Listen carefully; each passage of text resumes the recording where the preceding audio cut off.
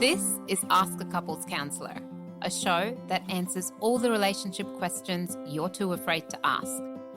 On the show, we'll take your questions and give you the tools you need to build trust and intimacy with your partner. I'm your host, Neha Kapoor. I'm a registered clinical counsellor and psychotherapist, and I'm really passionate about helping couples navigate the challenges that we all go through. Because after all, every relationship encounters some stormy weather now and then. Hello and welcome to another episode of Ask the Couples Counselor. Jealousy, appreciation, connection. The real pillars of love that everyone talks about, but few truly master. Today, we're flipping jealousy from a trap into a tool, showing you how to make your partner feel so valued it's undeniable, and breaking free from the online dating grind to reclaim real magnetic connection. All right, let's get into it. Our first question for today comes from Victoria in Victoria. Let's have a listen to Victoria's question. How do you handle jealousy in yourself and in your partner?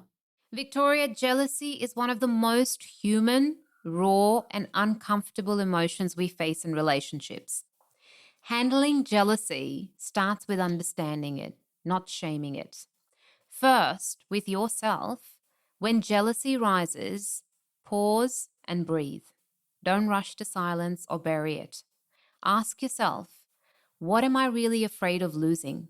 Often, jealousy points to unmet needs for security, trust, or feeling valued.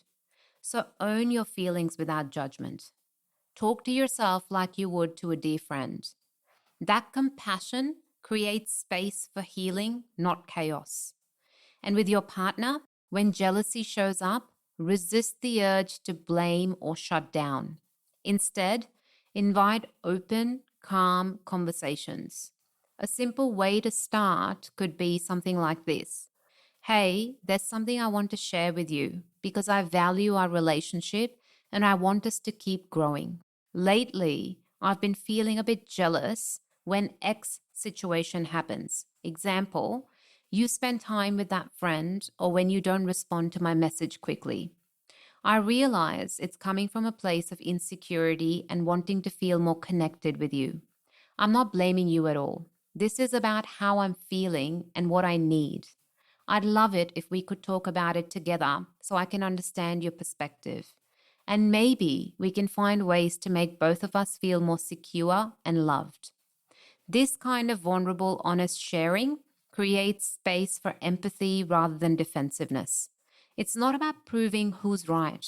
It's about building a bridge of trust and understanding. So my advice would be, treat jealousy as a signal, not as a sentence. Use it to deepen connection, not to destroy it. Commit to self-awareness, honesty, dialogue, and unwavering respect.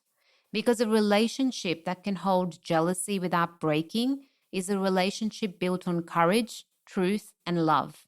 So own your jealousy, talk about it, grow through it, and watch your love evolve beyond the fear. That's how you turn jealousy from a shadow into a spotlight. I hope that answers your question, Victoria.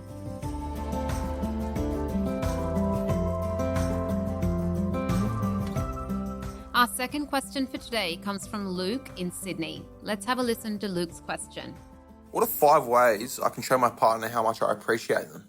Luke, that's such a great question. Showing your partner how much you appreciate them isn't just about grand gestures. It's about consistent, meaningful actions that speak louder than words and create a love that feels alive and unshakable. Here are 5 powerful ways to do exactly that. Firstly, be present, fully and fiercely. Put down that phone, close the laptop, and give them your undivided attention. Presence is the ultimate gift. When your partner feels truly seen and heard, it says louder than any compliment. You matter. You are my priority. Second, speak their love language and master it. Whether it's words of affirmation, acts of service, quality time, physical touch, or gifts, Lean into what fills their emotional tank. Appreciation isn't one size fits all. It's personalized love in action. Third, celebrate their wins, big and small. Notice the little things they do, the efforts they make, the progress they achieve. Celebrate those moments like they're fireworks. It shows you're not just with them in easy times, but you see them thriving and you're their biggest cheerleader. Fourth, practice radical empathy, especially when it's hard. Appreciation isn't only for when things are smooth. It shines brightest when you choose to understand their struggles, validate their feelings, and hold space without judgment. That's how you say, I'm here, I've got you. Fifth, create rituals that anchor your connection. It could be a nightly check in, a weekly date night, or a shared hobby. These rituals become sacred reminders that no matter what life throws, your appreciation is constant. Your bond is unbreakable. Appreciation isn't a one-time act. It's a lifestyle you choose to build every day. When you weave these practices into your relationship, you don't just say, I appreciate you. You show it so deeply that your partner feels it in their bones. That kind of love, unstoppable. Because love isn't just felt, it's shown, it's lived, and it's fiercely protected. I hope that answers your question, Luke.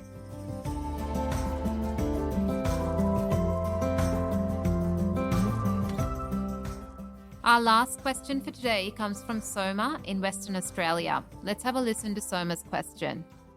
It feels like the only way to meet people is through online dating, and it's just not working for me. How do I meet people outside of dating apps? Soma, I hear you. The world of online dating can feel like a never-ending scroll of disappointment, exhaustion, and awkward first dates that go nowhere. It's a common struggle, and it's okay to feel frustrated. Because real connection isn't supposed to feel like a swipe fest or a number game. It's supposed to feel human, alive, and yes, a little bit magical.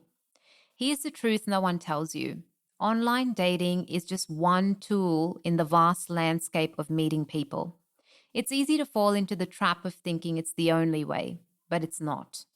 Real connection happens when you step out of the digital haze and step into the real world, into spaces where you're not just a profile, but a person. So how do you do that? Start with what lights you up. Join groups, clubs, or classes where your interests come alive, whether it's a book club, cooking class, hiking group, or volunteering. When you engage in what you love, you attract people who vibe on the same frequency. That's the secret sauce. Next, lean into your existing networks. Friends of friends, co-workers, community events. These are rich, often overlooked avenues for meeting authentic people. The magic isn't showing up consistently with curiosity and openness, not desperation. And here's a game changer. Focus less on meeting someone and more on building a fulfilling life. When you invest in yourself, your passions, your growth, you become magnetic. People are drawn to that kind of energy, confident, joyful, and whole. So yes, online dating can feel like a grind, but it's not your only path. You have the power to create connection organically through presence, passion, and putting yourself where life happens. You don't have to chase love in algorithms. You just have to live your life so fully that love can't help but find you. That's how real relationships start, with a real you showing up in the real world. I hope that answers your question, Soma. All right, that's it for today. And before I go, if you have any burning questions you want answered, send them to novoempowercounselling@gmail.com. Let's navigate this journey together because better relationships start with understanding. I can't wait to hear from you. You've been listening to Ask a Couples Counselor, a show that answers all the relationship questions you're too afraid to ask. This show is produced by Novo Empower Counselling. We provide a range of services, including couples counselling, individual counselling, and online counselling.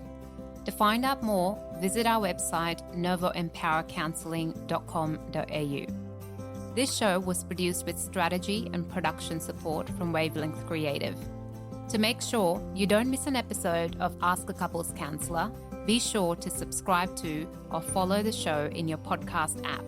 And while you're there, I'd love it if you could leave me a 5-star review. It really helps others find the show. I'm your host, Neha Kapoor, and I'll see you in the next episode.